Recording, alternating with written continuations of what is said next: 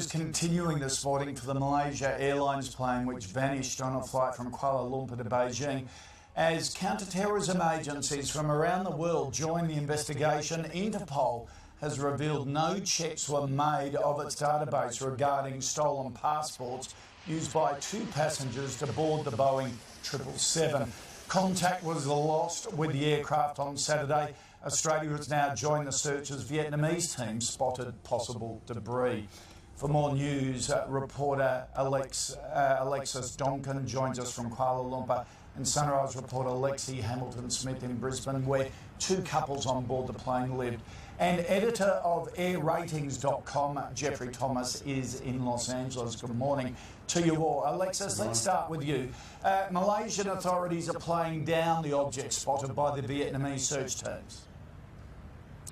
That's right. Well, they found these objects after this 48-hour search, and as we know, as this talk of possible terrorism has been floating around in the past 48 hours, they've really thrown everything at this search off the Vietnamese coast. So they have found these objects, this debris, but at a press conference held here in Kuala Lumpur late last night, they ruled out that that was part of the aircraft. However, what they have told us is that those oil slicks that they did locate off Vietnam are now being tested to see if they have in fact come from an aircraft like this Boeing 777. But at this stage, they won't reveal exactly what those objects are, but they are saying it's not related to that particular aircraft. Now, I must say that this is a huge search that's taking place. We're being told that there are now 34 aircraft. 2 of them, as you say, belong to Australia. There are also, we're being told, 40 ships. So a very large search being conducted off Vietnam.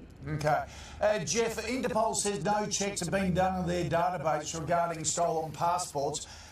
Is that regularly done by airlines? If not, why not? Well, Koshi, I'd like to think it was regularly done by airlines. All the loops and hoops they make us go through with booking an airline ticket, and with all the the visas and things like this that we have to do, I find it extraordinary that airlines aren't checking Interpol databases for stolen passports like this. And, if it turns out that these 2 stolen passports, these 2 people were hijackers, for instance, that'll be a very interesting parallel, very tragic parallel to a crash that Malaysian Airlines had in 1977 when 2 hijackers took over a Boeing 737 and there was a fight in the cockpit. The plane disappeared, 100 people died. So there's a very tragic parallel to possibly what might have happened in this scenario. Gee, that's chilling. Also, Jeff, a news out this morning says that this particular plane had damaged its wing in a collision 2 years ago. Would that have had any bearing? Look, it's a very interesting situation. Yes, in August 2012 at Shanghai Airport, it was taxiing to take off when it struck the tail of an A340, which was also at a hold. It was at a hold point. It took the tip of the wing off, and that tip of the wing was left embedded in the A340 tail. And the wingtip was repaired, but the question is, was there more structural damage done to that wing that possibly went undetected and may be a factor in this disappearance? So there is that possibility. OK. Lexi, you've spoken to some of the family and friends of the Aussies on board. How are they coping? Yeah, I have, Koshi. I spoke to the Mr and Mrs Burrow's son on Saturday night.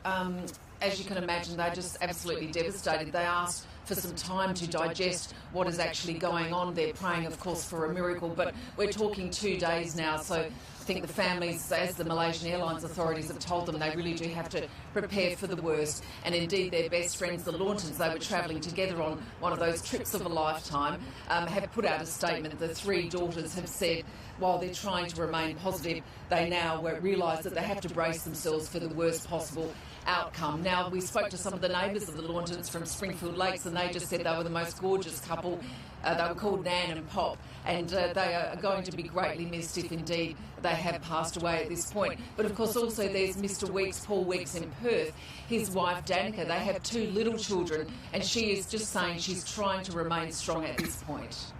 All right, team, thank you for that. Keep us updated. Here's Sam. Now, the third day of testing for the Formula One teams in Spain has come to an end now. Let's get the latest from Craig Slater, who's in Jerez for us. Good evening to you, Craig. So, a difficult day for McLaren. What can they take out of today, if anything, Craig?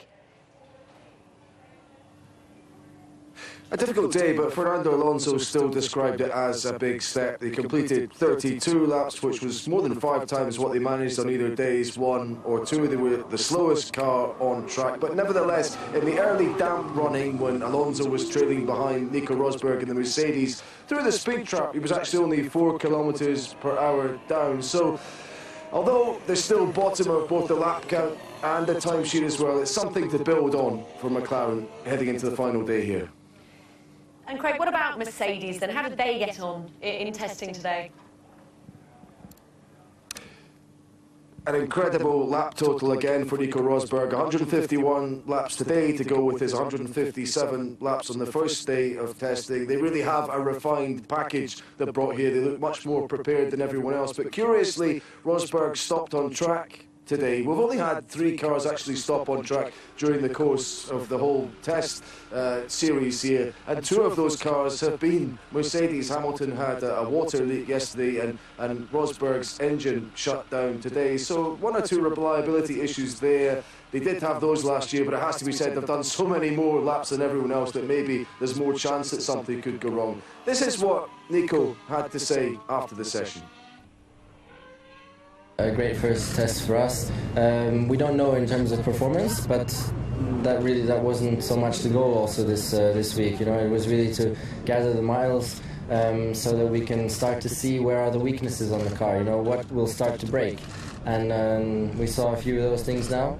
So that's good, you know, and I'm not disappointed when the car stops, because it's a good thing to have it now, so we really know and where it is and can make the car bulletproof before going to Melbourne. And Craig, what about any potential challenges to Mercedes? Have we seen anything to suggest they may not have everything their own way this next new season?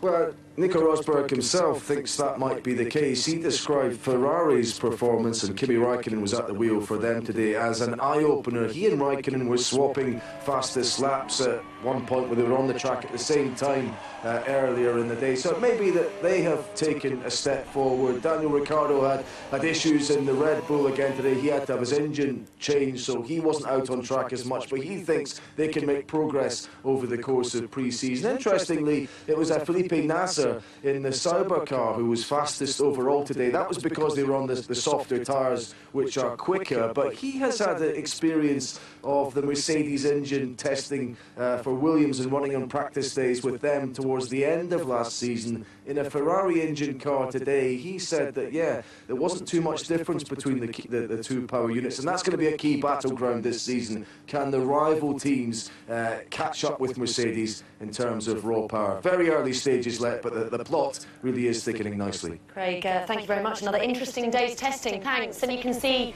the first race weekend of the season in Australia. It's exclusively live on the Sky Sports F1 channel from Practice 1 on March the 13th to the Grand Prix on March the 15th.